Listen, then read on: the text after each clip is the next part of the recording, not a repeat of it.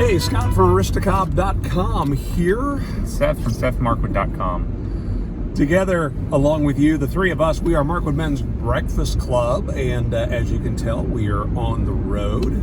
Good morning, boy. Good morning, Homer. This is less than ideal situation here, but desperate times call for desperate actions.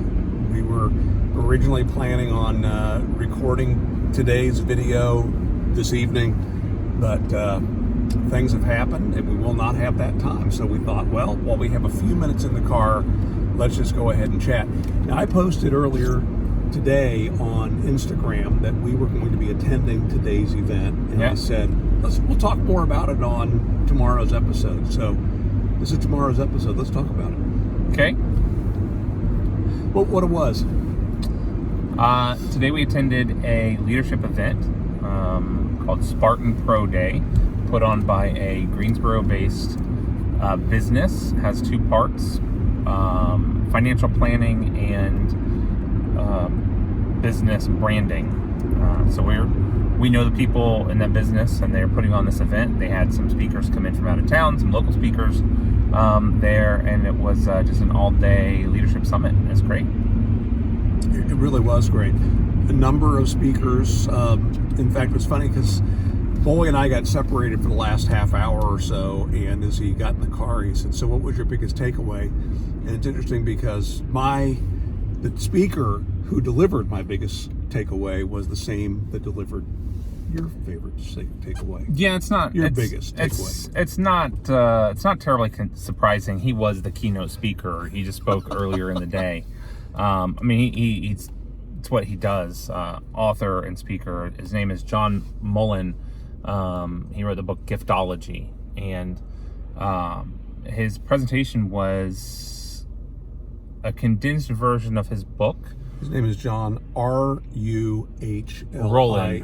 Roland nailed it. So his book is called Giftology, and what he spoke about is the art of giving intentional, personalized, thoughtful, and attention-grabbing gifts in a way that is truly building relationships and not just building transactional type of engagement with customers, potential customers, people that you want to be building true and honest relationship with. So it's not payola, it's not give to get, but it is, you're showing that you've thought about something. I said, it's generosity. I said to Boy, as I saw what the topic was going to be even before he spoke, I said, this is the Boontar lecture. Yeah. I've mentioned before that Brother Boontar, who doesn't post enough on YouTube, but is active on Instagram, is one of the most thoughtful people I have ever met in my life, and generous, and Skipsy too, Boontar's bride, and it really stands out to me mostly because I'm pretty selfish and a bit of a hoarder, and have admitted that many times as well, that it just isn't part of my instinct to think, how can I bless this person with something that would brighten their day? And it was a really interesting. By the way, John's got a couple YouTube channels, and I saw that a big portion of what we saw today is in the video. I will link to it.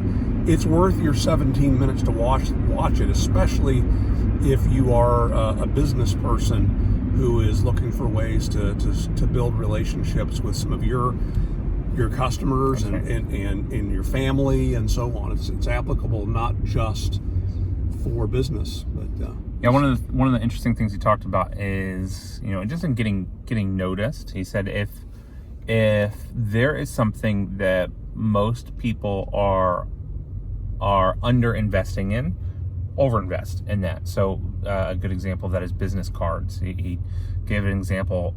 His business cards cost $3 a piece because they're laser engraved metal. Post a picture on Instagram on the Aristocob. And he said, handing someone that business card will make them stop and pay attention because it's so out of the ordinary. what inspired him to do that? Yeah, he mentioned Seth Godin's Purple Cow, which is exact same principle that when you see something over and over and over again, it's going to be boring and you stop paying attention to it. But then if you see a purple cow, you see something that stands out, even though everything else about it is the same, it's gonna catch your attention. What's interesting is, as I was leaving, one of the guys there gave me his business card, which I thought you guys would appreciate. This is his business card, mattwillbuyyourhouse.com. His phone number on it, and wow. Yeah, isn't that neat? That's clever. It just does say buy, it doesn't say burn. Yeah, it's buy. Dual purpose. Some of the other speakers we heard, one of the leaders of Spartan Branding give a presentation on Story Brand, which is a communication framework. We heard somebody from the Michael Hyatt group. Michael Hyatt does a lot of coaching on finding, being able to strike a leadership and business and life balance in a way that not only allows you to grow business, but also grow your personal life. One of the ones I thought was the most dynamic. Jed O Donald. Yeah. Right? He was awesome. So he's a Guilford County school teacher. Principal now. Principal, that's right. He was the principal of the year in Guilford County schools, and he told the story of how he has now been dubbed the turnaround principal, because he is now getting some very challenging schools. He is being given these challenging schools and is turning them around to just astronomical success.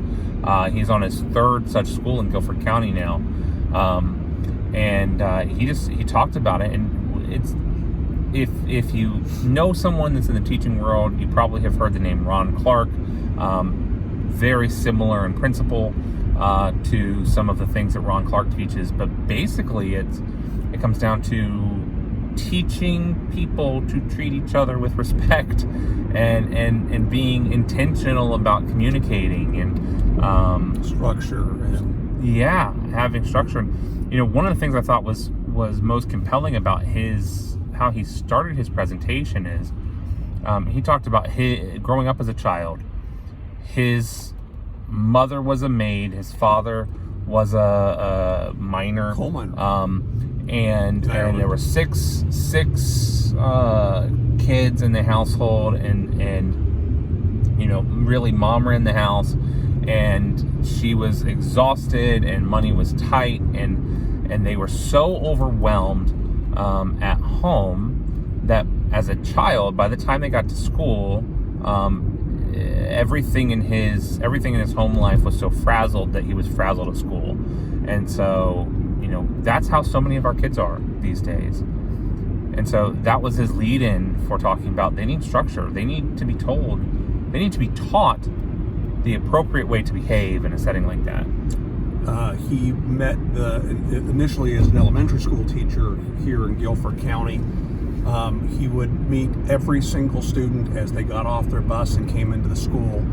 Every single day would shake each of their hands, look at them in the eye, and ask them how they're doing today, and taught them that the appropriate response to that is a response, and then how are you doing? And he taught that to his teachers and would enter the classroom. Would address the teacher in the classroom. Yes, the students would stand whenever the teacher or he would enter the room, and but all of them treating each other with respect. And the turnaround that took place at the elementary school, which then led to the responsibility at the middle school, which then led to his current role in a high school. What a dynamic. Yeah, and he's getting kids who are at the one school. 97% of them were on a free or reduced lunch program, which means they're below the poverty line. Very, very interracially mixed. They live in a pretty tough part of town. He said that they were a technology school, and they had iPads there, and he said that it took 1 month to turn around the behavior. It's also a school where students could choose to attend there or choose to go someplace else, and it was on the downward slope.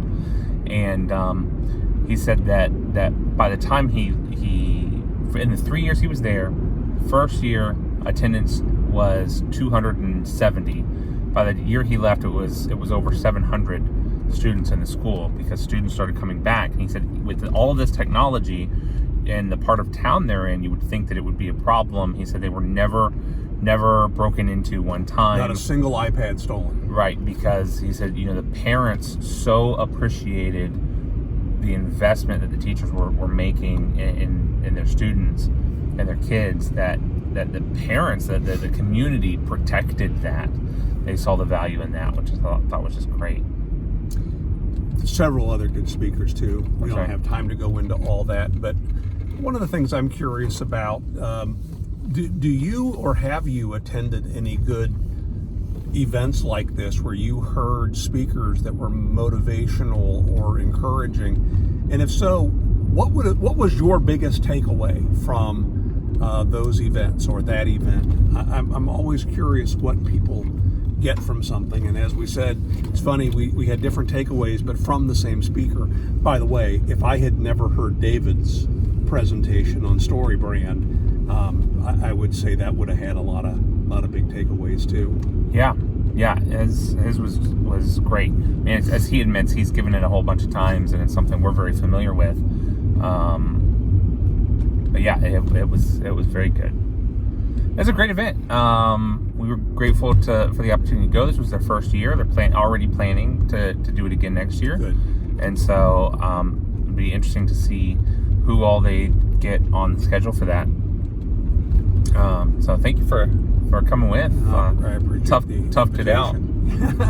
Tough. Yeah, I currently have ice on my knee, but I'm doing okay. Second day without narcotics, so it was a little bit tough. Well, and I threw my back out 2 days ago, so we're both moaning and groaning in these hard wooden chairs as we're sitting there for 8 hours so today. Uncomfortable. But we made it through. We did. Hey, so boys about to head out of town, and so we'll try this again. Our original plan. I think you'll enjoy what we'll do next week. So be sure to come back. Leave us a comment below, and thanks for joining us this week. Make it a great week, and we'll see you then. See ya.